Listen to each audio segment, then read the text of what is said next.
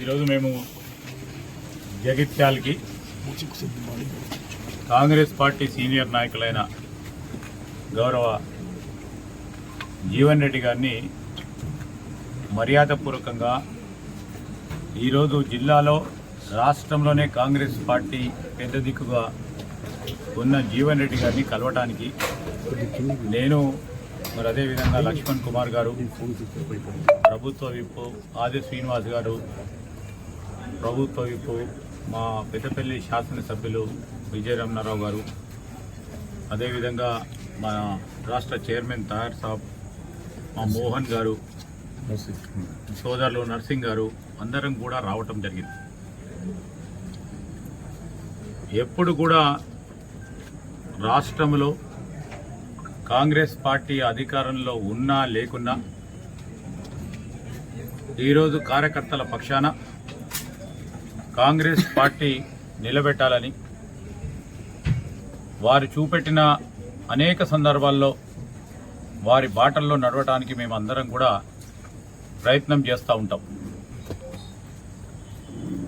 ఈరోజు కాంగ్రెస్ పార్టీకి సంబంధించి అనేక సందర్భాల్లో కూడా వారు పెద్దలు జీవన్ రెడ్డి గారు శాసన మండలిలో కానీ ఈనాడు ఈ జిల్లాకు సంబంధించి కానీ రాష్ట్రంలో గత 10 సంవత్సరాలు పూర్తి స్థాయిలో ప్రజల పక్షాన్ని నిలబడ్డ వ్యక్తి. మొన్న పార్లమెంట్లో కూడా చాలా కాంగ్రెస్ పార్టీ పక్షాన మరి ఆ సీట్లో పార్టీ నిర్ణయం చేసి నిలబెట్టాలని ఆలోచన చేసినప్పుడు పార్టీ ఆదేశానుసారం ఆనాడు 2007లో 2008లో పార్లమెంటు స్థానానికి కఠినమైన పరిస్థితుల్లో సమయంలో కాంగ్రెస్ పార్టీ పక్షాన పార్లమెంటు సభ్యులుగా నిలబడ్డారు. అదేవిధంగా ఈరోజు కూడా మొన్న పార్లమెంటు సంబంధించి కూడా అక్కడున్న పరిస్థితులను తెలిసి కూడా ఈరోజు కాంగ్రెస్ పార్టీని నిలబెట్టాలి అని వారు ముందుకొచ్చి నిలబెట్టడం జరిగింది. మరి ఈ సందర్భంలో కూడా వారిని మేమందరం కూడా మరి నిన్న జరిగిన సంఘటన విషయంలో పెద్దలు జీవన్ రెడ్డి గారు మనస్తాపానికి గురైనారని